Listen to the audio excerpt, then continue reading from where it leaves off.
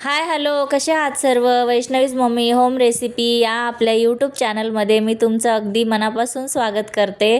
तर आजची रेसिपी आहे शिमला मिरचीची सुकी भाजी. तर व्हिडिओ आवडल्यास व्हिडिओला लाईक शेअर सबस्क्राईब नक्की करा. तर सिंपल रेसिपी मी बनवणार आहे, तुमच्यासोबत शेअर करणार आहे.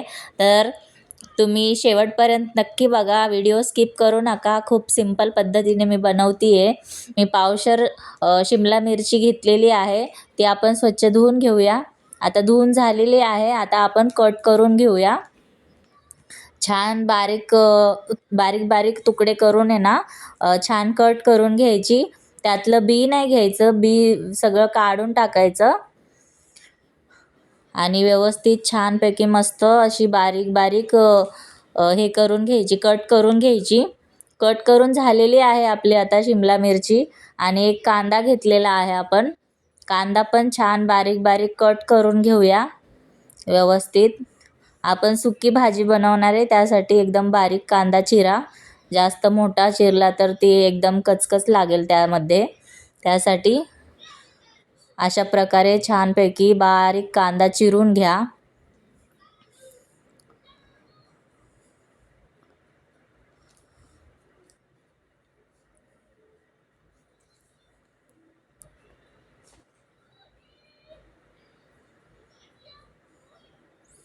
कांदा छानपैकी चिरून झाल्याच्या नंतर आता आपण एक टोमॅटो घेऊया लालसर रंगाचा. तो पण छान बारीक कट करून घ्यायचा. टोमॅटो पण कट करून झाल्याच्या नंतर आपण गॅसवर कढई ठेवूया. त्यामध्ये आपण 1 चमचा तेल घालायचं. जास्त तेल नाही घालायचं. सुकी भाजी जेव्हा पण बनवता तेव्हा तुम्ही जास्त तेल घालू नका. रश्श्याच्या भाजीमध्ये चालतं तेल थोडंसं जास्त झालं तरी, पण सुक्या भाजीमध्ये तेल व्यवस्थित असं जास्त झालं तर मग ते वर दिसतं पूर्ण तेल तेल झाल्यासारखं. त्यामुळे थोडंसंच तेल टाका. भाजी जेवढी आहे तुमची त्यानुसार तुम्ही तुमच्या हिशोबाने तुम्ही टाका. आपण कढईमध्ये जिरं आणि कढीपत्ता टाकल्याच्या नंतर त्यामध्ये कांदा टाकायचा. कांदा पण लालसर रंग येईपर्यंत थोडासा परतून घ्यायचा. त्यानंतर टोमॅटो टाकायचं. टोमॅटो टाकून झाल्याच्या नंतर त्यावर मीठ आणि हळद टाकायची, जेणेकरून आपलं टोमॅटो जे आहे ते मऊ पडेल. मीठ टाकल्यामुळे टोमॅटो लवकर मऊ पडतं.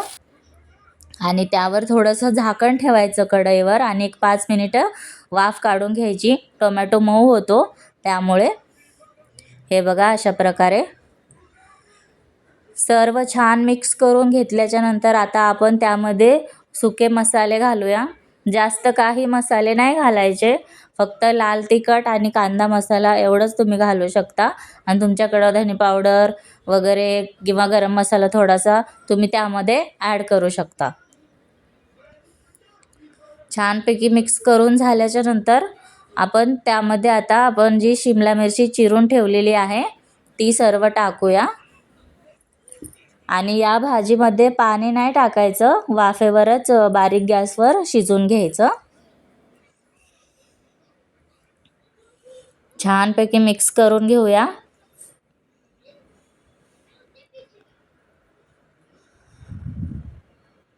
हे बघा अशा प्रकारे व्यवस्थित मिक्स झालेली आहे आपली भाजी आणि खायला पण खूप टेस्टी लागते. तुम्ही अशा प्रकारे बनवून बघा, तुम्हाला नक्की आवडेल. 5-10 मिनिटांमध्ये भाजी तयार होते. आता झाकण ठेवूया, बारीक गॅस करून शिजायला भाजी ठेवूया. आणि 10 मिनिटं झालेले आहेत आपले. आता आपण भाजी चेक करूया. हे बघा थोडीशी शिजलेली आहे भाजी आपली आता. आता त्यामध्ये आपण शेंगदाण्याचं कूट घालूया 2 चमचे. शेंगदाण्याच्या कुटामुळे भाजीला छान टेस्ट येते आणि जे काय मसाले वगैरे आपण वापरलेले आहेत त्याचा ते तिखटपणा जो असेल थोडासा कमी होतो. जास्त जरी झाला असं तिखट तर थोडंसं कमी होतं शेंगदाण्याच्या कुटामुळे. तर व्यवस्थित मिक्स करून घ्यायचं. हे बघा अशा प्रकारे. आणि परत झाकण ठेवायचं. परत अजून एक 2-3 मिनिटं ठेवून द्यायचं. आता 2 मिनिटं झालेले आहेत. आता बघायचं आपण भाजी व्यवस्थित शिजलेली आहे आपली भाजी आता.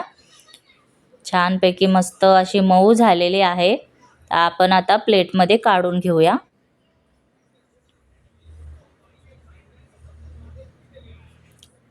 ही भाजी तुम्ही भाकरीसोबत किंवा चपातीसोबत एन्जॉय करू शकता किंवा भातासोबत पण. मला तर भातासोबतच आवडती, त्यामुळे मी खूप दिवसातनं ही भाजी बनवलेली आहे. तर तुम्ही अशा प्रकारे बनवा, तुम्हाला नक्की आवडेल. व्हिडिओ आवडल्यास व्हिडिओला लाईक शेअर सबस्क्राईब नक्की करा. Bye bye.